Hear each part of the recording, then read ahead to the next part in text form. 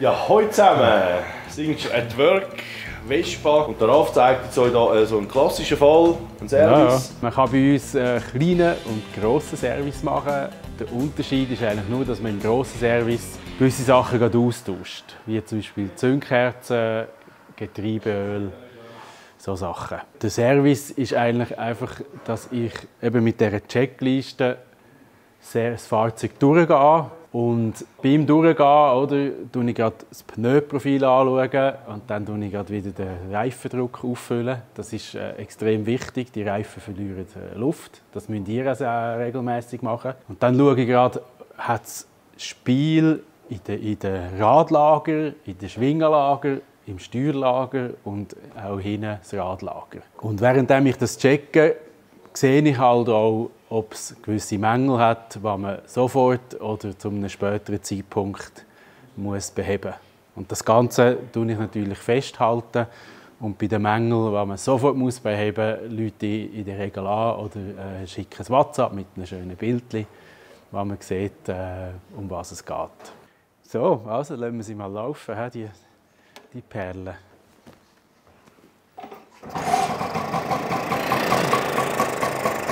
Also springt auf den ersten Kick an, das ist ja mal ein sehr gutes Zeichen.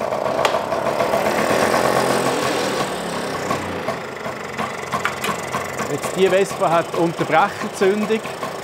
Ich habe jetzt da hat es so ein Gümmeli drin, wo man den Unterbrecher einstellen kann. Und wenn man das rausnimmt, dann kann man schauen, ob es am Unterbrecher Funken hat.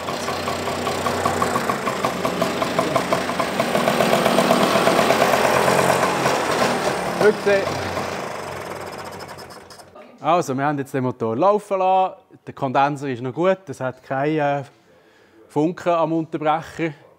Der Kondenser tut ja das sogenannte Zündfeuer löschen, sagt man dem. Also, da fließt ja sehr grosser Strom und im Moment, wo der Unterbrecher aufmacht, wird ein sehr grosser Strom generiert und der macht in den Zündspulen eben einen Funken. Grosse Ströme, das merkt ihr auch, wenn es draussen gewittert, dann gibt es einen Blitz. Das heisst, der Strom geht den Weg vom geringsten Widerstand zu der Erde. Und das kann eben auch beim Unterbrecher der Fall sein. Also wenn der Unterbrecher aufmacht, kann der Strom so gross sein, dass er von einem Kontakt auf den anderen überspringt. Und für das hat es einen Kondenser da drin und der Kondenser der füllt es einfach auf mit dem feurigen Strom. Und wenn der Kondenser kaputt ist, dann passiert das nicht mehr. Und dann fängt es an zu funkeln am Unterbrecher und dann gibt es eben auf dem Unterbrecher auf der einen Seite einen Vulkan und auf der anderen Seite ein Loch. Also es tut dann durch den Funkenflug Material von einer Kontaktfläche auf die andere übertragen.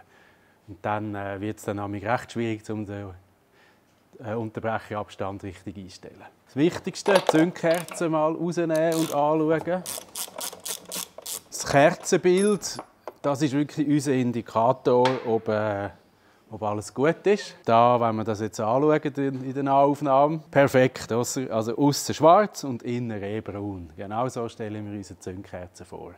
Wenn das Kerzenbild so schön ist wie da und die Vespa auch so gut anspringt wie die, dann ist in der Regel auch der Vergaser in der Ordnung. Dann kann man da ein bisschen abgekürztes Verfahren machen. Dann nimmt man einfach schnell die beiden Düsen raus, bläst die aus und tut sie wieder rein. Im grossen Service nehme ich den Vergaser raus und ihn komplett zerlegen, Ultraschall reinigen und mit neuen Dichtungen wieder zusammenbauen. Und dann tut man, da hinten hat es ja eine Gemisch-Einstellschraube, die tue ich dann noch schnell ein bisschen frisch einstellen. Da hinten hat es so ein Schräubchen. Und auf dem Schräubchen steht nämlich, ja, die ist jetzt noch rot angemalt, aber da steht Olio drauf. Und diese Schraube da hinten, das ist das Niveau. Also da tun wir Öl rein. Und siehst, jetzt fängt es an rauszulaufen. Dann haben wir genug drin, dann machen wir dazu. Also da war jetzt noch genug Öl drin. Holen wir die Platte leer, schauen wir noch schnell den Unterbrecherabstand anschauen. Bei diesen Modellen ist es jetzt relativ simpel, die haben nämlich hier nur einen Schlitz. Und dann ist ja klar, der Kolben ist bei OT, wenn der Schlitz beim Unterbrecher ist. Es gibt Modelle, die 2 Schlitze haben. Darum checken ich da ganz schnell mit dem Schraubenzieher. Aha, da ist OT. 23 Grad vor OT muss der Unterbrecher aufgehen. Und wenn er voll offen ist, sollte er 4 Zehntel offen sein.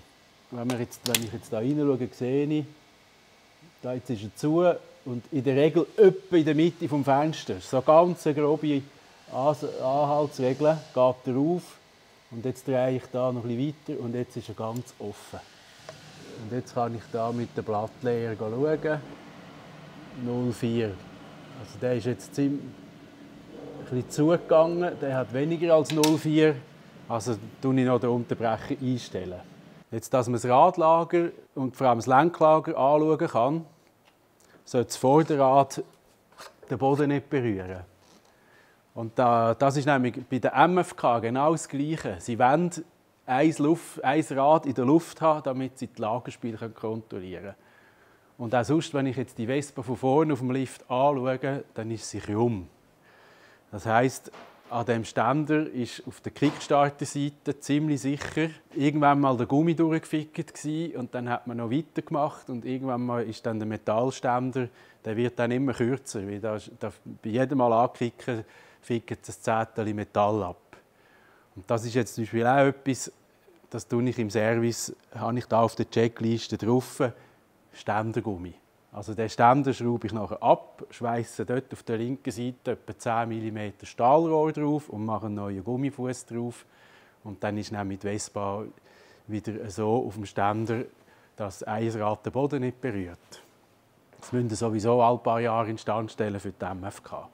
Und da gibt es schönere und weniger schöne Methoden, aber irgendwelche Schrauben und Muttern und Unterlagsscheiben dort unten reinstopfen, ist jetzt die weniger schöne Methode.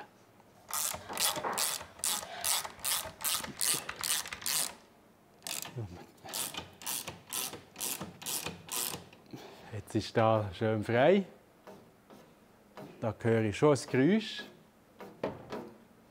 Das ist nämlich der Kotflügel, der da hinten das Chassis berührt. Jetzt kommt der Albtraum vom Vespa-Verkäufer. Hören wir und spüren schon, sind die beiden Lenklager gut, oder? Manchmal tut das krosen oder es hat eben schon ein Spiel oder es klemmt. Und da hören wir schon, da wackelt irgendetwas. Also da hat irgendetwas Spiel. Das Lenklager, da habe ich auch mit Gabel da unten. Das ist gut. Oder das ist ja das Gabelrohr.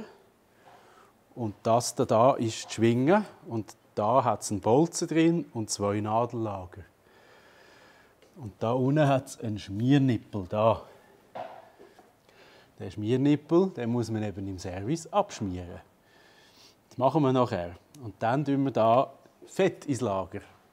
Wenn wir den Schmiernippel nicht abschmieren und mit der Vespa umfahren, dann tut es da federn. Und Bewegung erzeugt Wärme. Und Wärme erzeugt Kondenswasser, wenn es wieder abkühlt. Und wenn es da kein Fett mehr drin hat, dann bildet sich da rein Kondenswasser und dann fangen die Lager an zu rosten. Der Schmiernippel ist immer trocken, wenn ich Fahrzeuge in den Service nehme. Immer. Ich weiss nicht, es steht in jedem Service-Handbuch, aber die allerwenigsten schmieren die Vorderachse ab. Das ist extrem wichtig. Schaue ich jetzt genau da zwischen rein und rüttle da am Rad herum. Und dann sehe ich, ob es da Spiel hat. Und dann schaue ich einfach zwischen dem Bremsschild und der Bremstrommel. Und wenn sich das bewegt, und das ist jetzt da der Fall, dann sind es die Lager. Die Lager kann man auch schmieren. Für das muss man da den Deckel wegnehmen, den Schwingendeckel. Und dann hat es da unten dran einen Schmierdeckel, sagt man dem. Den nimmt man raus und dann füllt man das so viel Fett rein, wie es noch irgendwie geht, und schraubt den Deckel wieder drauf. Und durch das Draufschrauben drückt man Fett durch die Lager durch. Das ist eine relativ dumme Geschichte, weil irgendwann mal drücken wir nämlich da hinten Fett in die Bremse rein. Wenn ich die Gabel überhole, dann tue ich 2 Lager mit Fettfüllung und geschlossen mit 2 Wellendichtringen.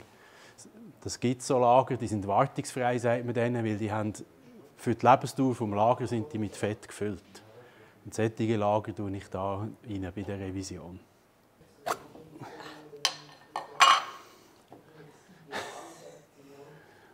Da habe ich schon keine Fragen mehr, oder? Da habe ich schon keine Fragen mehr. Wenn ich das sehe, dann weiss ich, da ist noch gar nie die letzten 10 Jahre hat irgendjemand den Deckel gefüllt und da Fett reingemacht.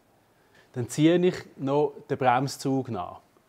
Und da hat es eine Stellschraube und die sieht man schon, die ist ganz draussen.